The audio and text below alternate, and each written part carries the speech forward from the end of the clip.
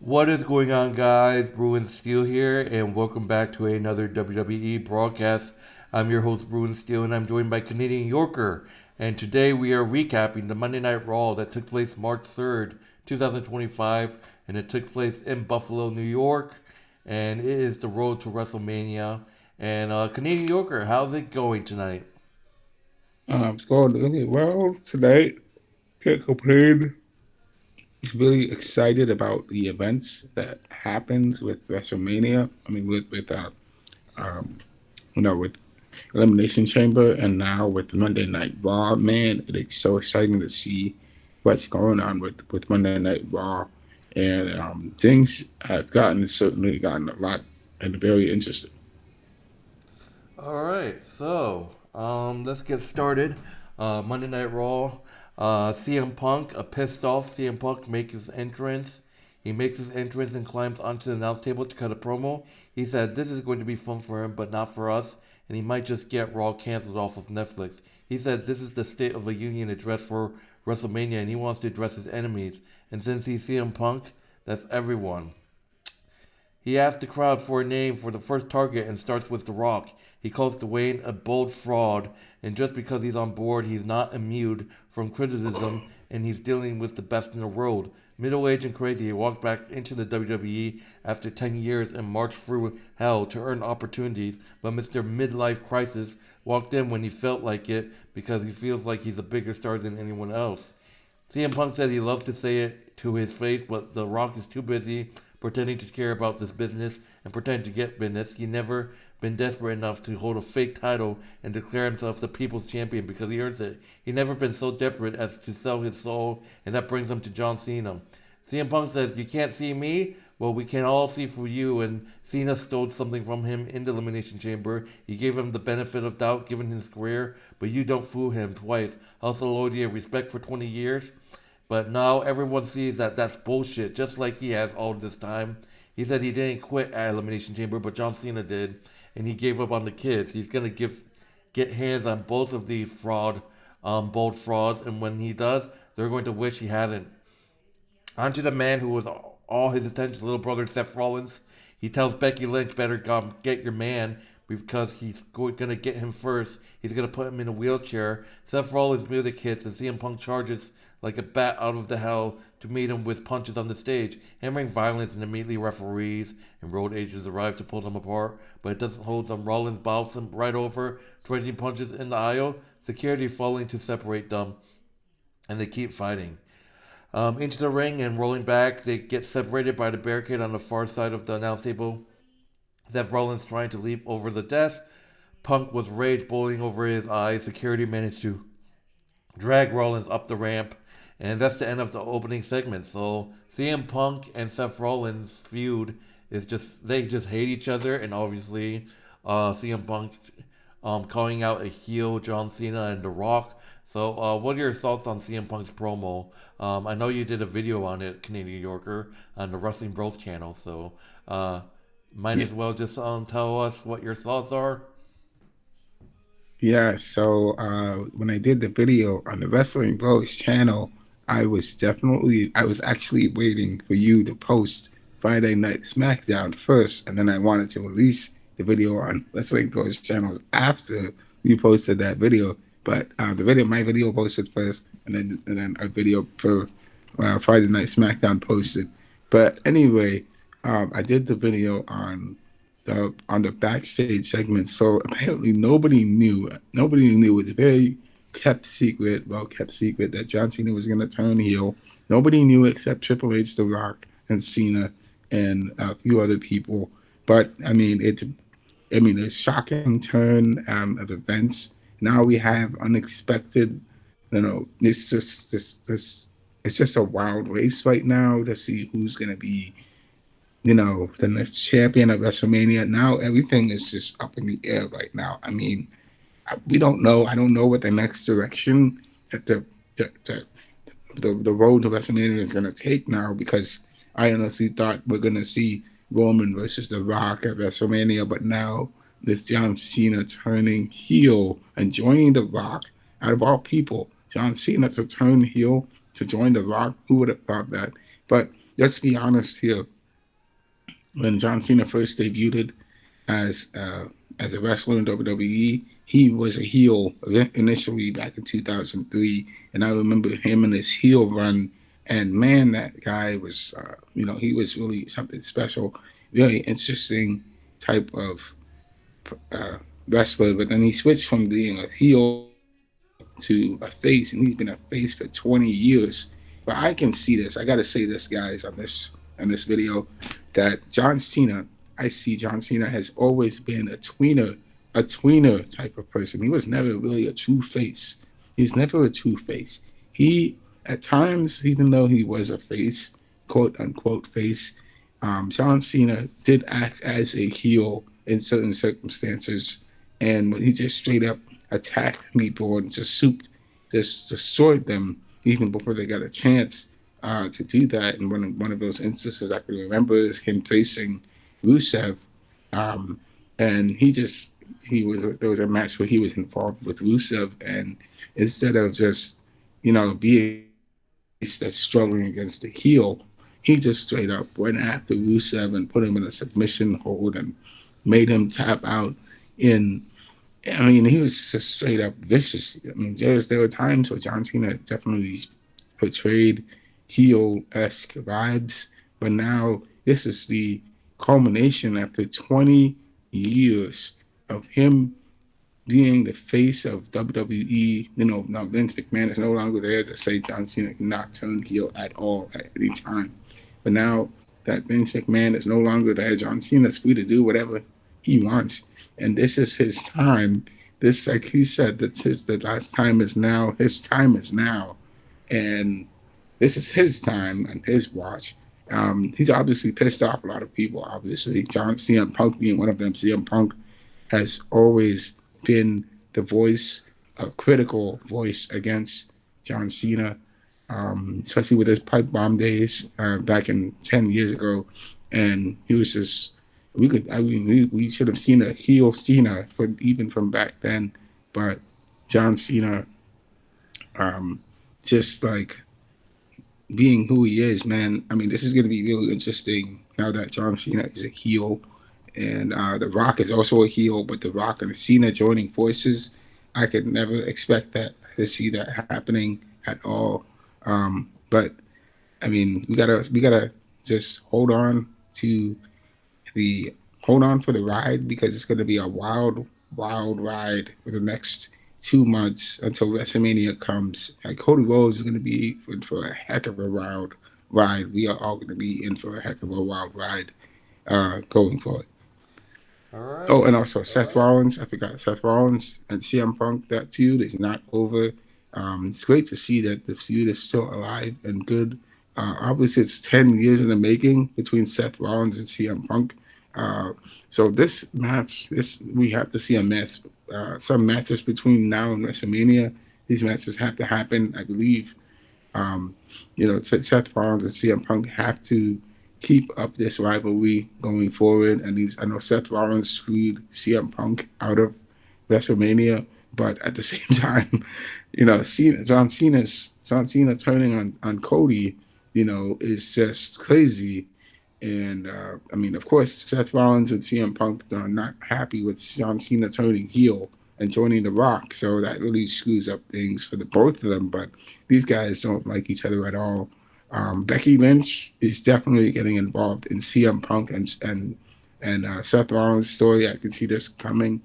Becky Lynch is going to definitely come after CM Punk, and I know AJ Lee.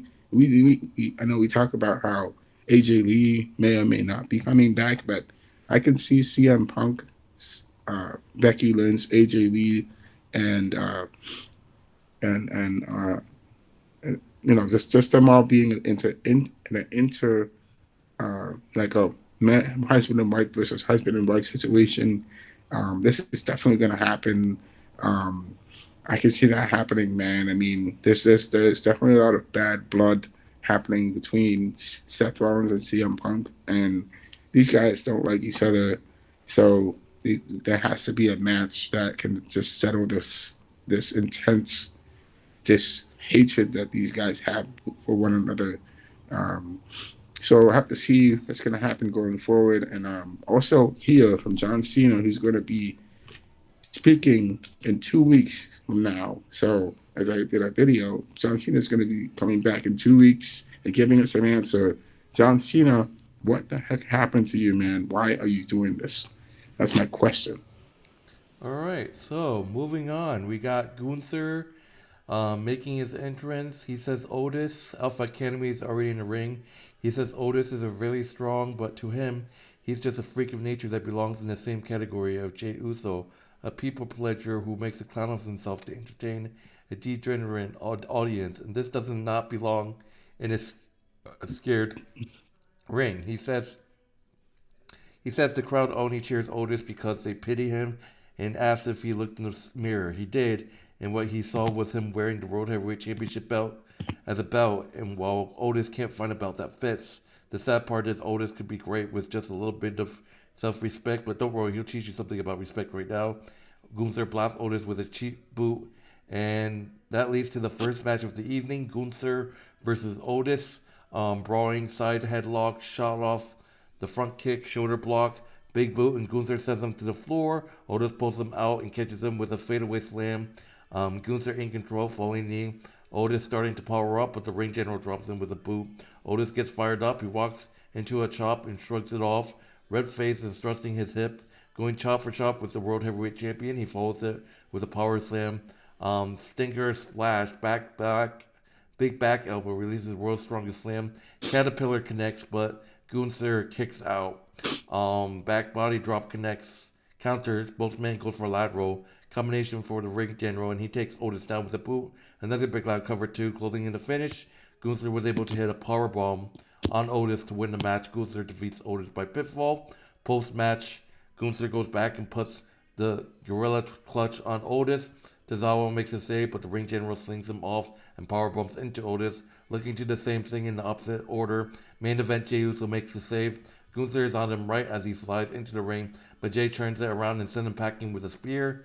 A-Town Down Under arrives to beat Uso down, but he ducks and takes him out with a super kick, a big right hand, and a spear. Gunther grabs the gorilla clutch on Jey Uso and falls back into the body scissors. So, yeah, Gunther defeats Otis by pitfall, and obviously the shenanigans that happened after the match. So, what are your thoughts on Gunther defeating Otis?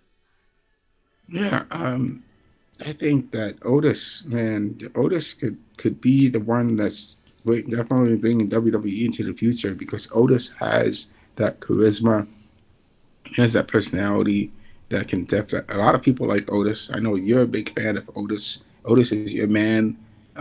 He's your go-to guy. Um, but at the same time, I, I think Otis versus Gunther is definitely something that could happen in the future. If Otis gets his push, man, I would love to see Otis being pushed more as a baby face because he's a great baby face and people love him. He loves that. The crowd loves him. He's able to really work the crowd and get them on their feet. And I think it's great that Otis gets an opportunity and gets a chance to face Gunther, not for a title shot, but just to face him in a match. And unfortunate that he loses to Gunther, but he definitely has the. I think he definitely has the opportunity to make something of himself, and Alpha Academy also can do the same going forward. So it's unfortunate that Otis lost, and for Gunther, I mean, continues to show how dominant he is as the world heavyweight champion. I think for him to pick on Otis, man, after beating Otis, I think the one thing he could have done is just left. But Jey Uso came in to help Otis out, and Jey Uso is definitely one of the more popular stars out there. So Jey Uso is doing his thing. I can't wait to see Jey Uso versus Gunther at WrestleMania. So let's get that started. All right, so moving on to the next match, we got a WWE Women's Intercontinental Championship. I love to see it because I'm like, where's all the title defensive for the, Intercontinental Championship? And here we go again, Lyra Valkyria. I think this is her second defense or third. I can't remember. I think this is her second defense. against Ivy Nile. So Lyra Valkyria defending the Women's Intercontinental Championship against Ivy Nile, who's been on Lyra's shoulder throughout the last couple of weeks. Lyra with a drop kick and Kravitz knees, whipped reverse up and over, big hip toss and a cover for one, bridging Northern Lights suplex only for a near fall. Lyra off the ropes, wrecking ball dropkick to the floor, back inside. Ivy cuts her off. Valkyria clutches her knee. Um, Valkyria with a backside slide. Nile shoulders her into the corner, jockeying for position, rolling down. Ivy hoists her up, but Lyra counters with a short power bomb, but her legs slipped out and she can't capitalize. Rolling so butt. Knee lift, leg feed, Indra, and the champion is in control. Tornado DDT block Nile converted into a straight suplex for two. Fireman's carry again. The leg gives out. Ivy clobbers her with the elbow to the back of the head. Shimbreaker connects, falling a linger bomb. So close. Ankle lock applied, folding Lyra's leg in half. She's screaming agony, but she gets to the rope. Ivy Nile gets under her. Lyra rolls through. Sunset flip for two. Waist lock snapping off of a German suplex, and Laura is down and out in the corner. Duck under a big boot back to backbreaker. Lyra Valkyria hitting the Nightwing on Ivy Nile, and she gets the win. Lyra Valkyria defeats Ivy Nile by pinfall to retain the Women's Intercontinental Championship. And I love this match. Lyra, congratulations. That's what I like to see. More title defenses. Like I said, this is Lyra's only second. I think this is her second title defense, which was successful. So, um, and you're talking about they should just give him Ivy Nile championship match, but Lyra came through. So, what are your thoughts on Lyra defeating Ivy Nile to retain the Women's Intercontinental I Championship? I think it's a great win for Lyra as well. Lyra is definitely proving herself to be a great intercontinental championship, and I honestly, I mean, for she definitely has the ability to be the champion because she is. I mean, she's proven herself to be a winner, and she a very good competitor, and now she is the champion, intercontinental champion. So I mean, she was in the Queen of the Ring right tournament, and she made it to the final round, but she lost to Nia Jax. So I mean, she has been on fire as of late. Now she beat Dakota Kai fair and square to win the championship. She also defended her title against Dakota Kai. So that's great to see that Lyra Valkyria is doing her thing, and she's making her name known as the champion. Um, so I mean, hopefully we'll be able to see her continue to defend her title more and more, unless someone dethrones her as the champion. But she's definitely, taking names and kicking butts out there. So she's doing her thing out there. That's good to see. Yeah. Or don't want to talk too much about it. We saw Ludwig Kaiser making a promo about how when he's done with Penta and he'll know what fear it is. Penta runs down and catches him with a lateral super kick. Penta driver attempt, but Kaiser retreats to the apron. Penta sends up a sling blade and a Frankenstein to the floor. So not really too much to talk about there unless you have something to say. What are your thoughts on the Ludwig Kaiser and Penta feud? I I absolutely think think it's amazing. I like the feud. It's great. Look at Kaiser needs development away from Gunther. He's definitely needs he's definitely shaping and molding himself into the person that he is and that we know him by. I honestly think if Liquid Kaiser was to ever turn face, I would prefer Liquid Kaiser to be the heel because he is so much better as a face as a heel than he is as a face. And for him and Penta having this feud, this is great because he lost. He beat Penta, and Penta, is has actually has somebody that he can go back and forth with. So this is great. I love to see this feud. It makes things kind of interesting in WWE and on Raw. So yeah, man, this has to continue. Let's see what happens going forward with Kaiser and Penta. and this is great to see.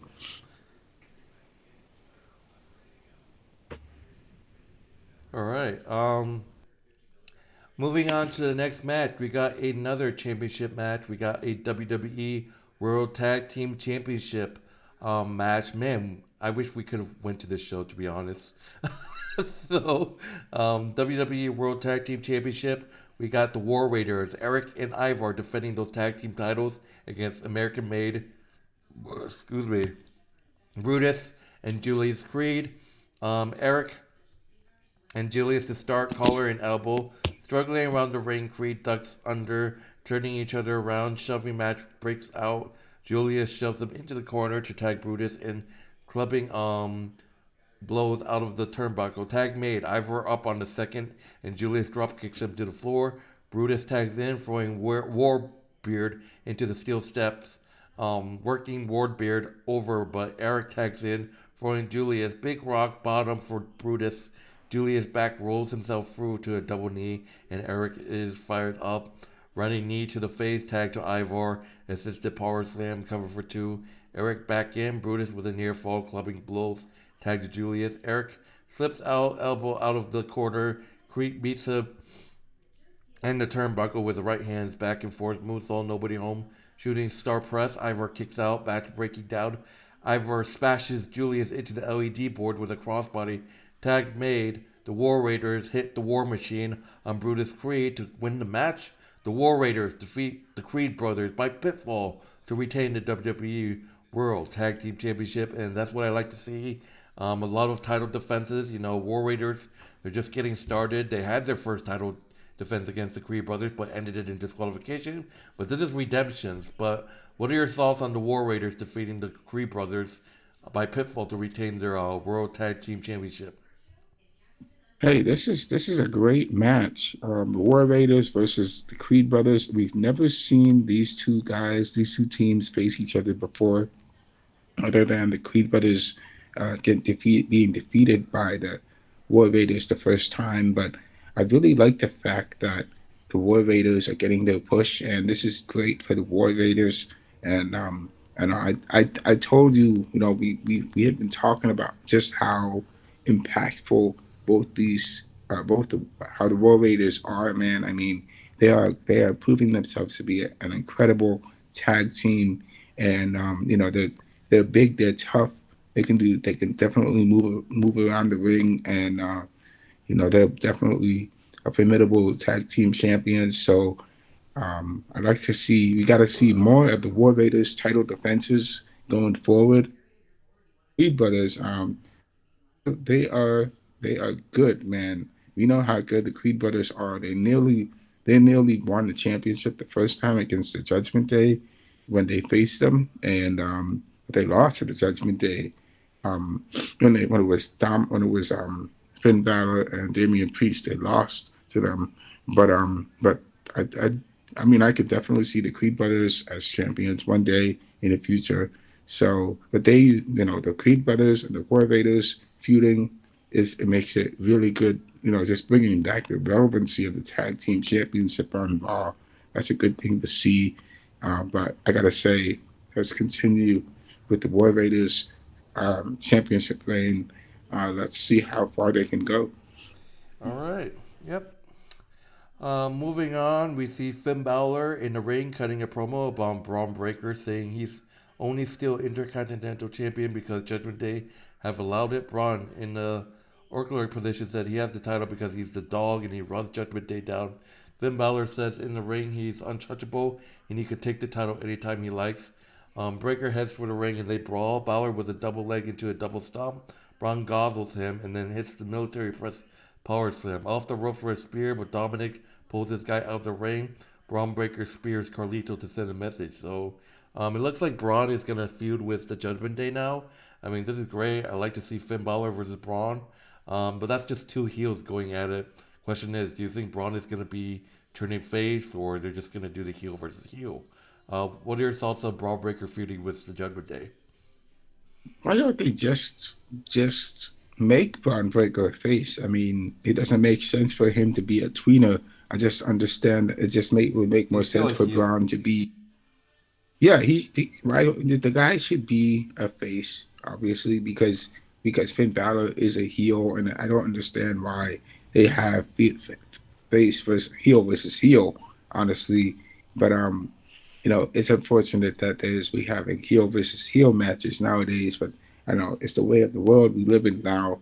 Um, but for Braun Breaker to be a heel and being that guy, honestly, here's what I think. If I could see Braun Breaker being the one getting kicked out of the Judgment Day because Dominic Mysterio is just You setting mean up. Finn Balor? Yeah, here's You what I said think. Braun Dominic Mysterio is Breaker. setting up Finn Balor to fail and is recruiting Braun Breaker into the Judgment Day, which would make which would make the Judgment Day kind of formidable again because they have a champion and Braun Breaker is the leader. Braun Breaker is part of the Judgment Day. So I can see that happening. And Finn Balor is the one getting kicked out of the Judgment Day. But I don't think that's gonna happen anytime soon. Imagine if But the Judgment Day recruit Braun Breaker. Oh, that faction will be scary. Well, that's it. That's the thing. We have been. I have been very vocal about the Judgment Day. The Judgment Day lack a formidable guy. They have lost the they have lost their appeal as a faction. They're not the same faction that they were when they had Rhea Ripley and they had Damian Priest. Just imagine how much they've lost. So much. They've lost so much. They didn't. That's just JD McDonough is out. They only have Dominic, and Dominic isn't doing much. Dominic isn't winning anything. Finn Balor is not winning nothing. Uh, Carlito is just he has nobody. He's with Rey Mysterio, but that's not happening at all. What happened to that storyline? I mean, Carlito hasn't done nothing, absolutely nothing. And so I mean, Carlito should, he's just there for comedic comedy reasons. But in all honesty, I just think that Finn Balor has to do something. He has to win the championship, or he is going to be kicked out of Judgment Day. And there has been some sort of storyline going on with the tension going on with Dominic and Finn Balor. And so Dominic, man, Dominic, I mean, Liv Morgan is not going to sit by and watch Finn Balor try to assert himself over the Judgment Day and bully Dominic around, but because Dominic is coming into his own as a man, and he's not just going to sit there and let Finn Balor bully him around. So I could see Dominic just taking over the Judgment Day. Dominic is kicking Finn Balor out of Judgment Day. That's what I got to say about that. All right, so moving on to the main event, another championship match. We should have went to Buffalo. Another championship match, Shocking, shocking. huh?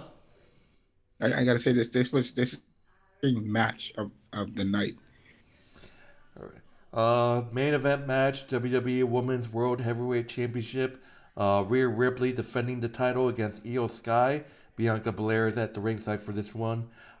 Seeing who will she face at WrestleMania. Collar and elbow. Sky goes behind, standing switch into a waist lock. Take down Io with a side headlock. Off the ropes, Tyra. Rhea Ripley blocks and hoists her up. Reverse victory roll, cover for two. Io with a drop kick.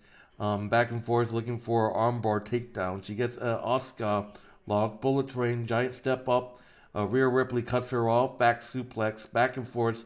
Io Sky gets the moonsault. Rhea Ripley gets a foot on the rope to the floor. Io with a suicide dive. Rhea Ripley gets under her electric chair, electric chair facebuster into the apron and announce this, where both women are down on the floor in front of Bianca Belair. The referee is counting. Rhea Ripley is about four. Io back at nine. Rhea shoved Bianca. Bianca shoved her back. Kari is distracted, but notice as the shoving match breaks out and she puts her foot down, saying this is a title match and she's not going to stop it over this kind of bickering. Rhea Ripley back inside, up top. Riptide counters into Avalanche Frankensteiner. Diving moonsault. Rhea Ripley gets distracted. Io Sky capitalized with a diving moonsault. She gets the win. Io Sky defeats Rhea Ripley by pinfall to become your new Women's World Heavyweight Champion. And I'm shocked. Look, I was shocked at first, and I'm like, why didn't the referee call for a disqualification? Because Bianca and Rhea were, shoving each other. It should have been a disqualification, but no, they decided to just keep it. Um, Sky celebrates while Rhea Ripley screams her disappointment out. And look, I can understand why people are shocked. Look, I didn't expect this, but to think about it, I kind of understand what they're doing here. It's going to just set up the triple threat match at WrestleMania. They use that whole shoving match an excuse for Rhea Ripley to get a rematch. Rhea Ripley's going to say something to Adam Pearce next week about it. And people are talking about, oh, they want to see Rhea Ripley and Io Sky at WrestleMania. They want to see Io Sky at WrestleMania. And I think this is the perfect way to do it. It's Io Sky winning the World Heavyweight Championship. That would just bring Bianca and Rhea in this triple threat match itself. So after thinking about it, I can understand it. I can understand the storyline. I can understand why they did it. But Io Sky, man, wow, she's the new world heavyweight champion, and I feel bad for Rhea. But for now, it's going to be Io Sky versus Bianca at WrestleMania. But we all know it's going to be a triple threat match. Um, but what are your thoughts on Io Sky defeating Rhea Ripley? I gotta say, congratulations to Yo Sky. She has impressed the heck out of me, and she is the first woman to win the grand. She's a Grand Slam champion of of of Raw and SmackDown. She managed to win both championships on Raw and on SmackDown. That is a feat that that is quite amazing for her to achieve, and in WWE, and she beat um, she beat she beat Rhea Ripley out of all people, who should not have lost this match. And I think Rhea Ripley underestimated who she was facing in the first of all, because I think we've seen a preview of this. We've seen Rhea Ripley when she was a heel, when she faced Damage Control. She intimidated them. She tried to intimidate them and Damage Control, but actually it was Nia Jax. But but in all honesty, Rhea Ripley doesn't understand who she's dealing with. They're saying big things come in small packages. Io Sky is that person that is just talented all around. She can do anything and everything, and she's proven her worth and now she is the world heavyweight champion. And I gotta say, if Damage Control ever gets back together, not with Bailey, but you have all four of them come back together, you're gonna have a very dangerous group. Um, Definitely set up if Damage Control ever gets back together. You don't want to see that happening. um, but wow, Io Sky, an amazing competitor. Now she's a champion on Raw, just like she was a champion on SmackDown. She's definitely doing her thing. And I gotta say, Bianca Belair. I gotta say, Rhea Ripley got the Bianca Belair treatment, and she got defeated by the same person that defeated Bianca Belair. Let's just say that Io Sky has beaten Bianca Belair before, um, and this is quite unprecedented. Um, I don't think I've seen that happen before, but with Rhea Ripley lose, that is a shocking. I know that is unexpected, especially it's unexpected for me. And now Bianca has to face both Rhea Ripley and Io Sky, and it's going to be a banger match at WrestleMania, of course. Um, I If can the understand triple, why she right. if they do add Rhea Ripley to the mix, but they're going to. Yeah, if Bailey had won at Elimination Chamber, this would be crazy because you have Io Sky being the champion again, and Bailey has to face Io again in order to win the championship Yeah, with rematch. Rhea Yeah. Ripley. Crazy. But Bianca won it, so it's going to be interesting with that going forward. It would have been Io's and Bailey's. If Bailey had won, Bailey would have and Io would have another intense rivalry going forward. But What do you got to say? I mean, I know that Jade Cargill, we still have the Jade Cargill situation, and Bianca has to deal with that situation. I don't know. We don't really know if Jade and Bianca had a talk after Elimination Chamber, but maybe Jade Cargill is going to confront Bianca coming up, going into WrestleMania, and also Naomi is going to be addressing Jade and what's going on with Jade.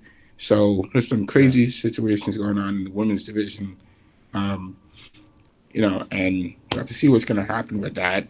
So there's a lot that's going on. I'm still pinching myself that I don't think I've ever seen a female wrestler win the championship on both brands within the span of what has it been, a year? I mean, last year Sky was the champion on SmackDown. Now she's the champion on Raw. Um, that's quite amazing. That's quite an amazing feat, to say the least. So I just gotta say I'm impressed. I'm very impressed with with what's happened in the past year. All right, so that will do it for Monday Night Raw in terms of grading. I love this show. 3 championship matches. I wish we could have been there in Buffalo. It's literally like, by the way, it would have been a 4-hour drive there, guys. So kind of disappointing that we didn't go. We had plans to go, so but I'm giving this a plain A. How about you? I'm giving this an A plus. Definitely banger matches. The beginning was amazing with CM Punk addressing The Rock and Cena, and CM Punk and Seth Rollins, the championship matches, uh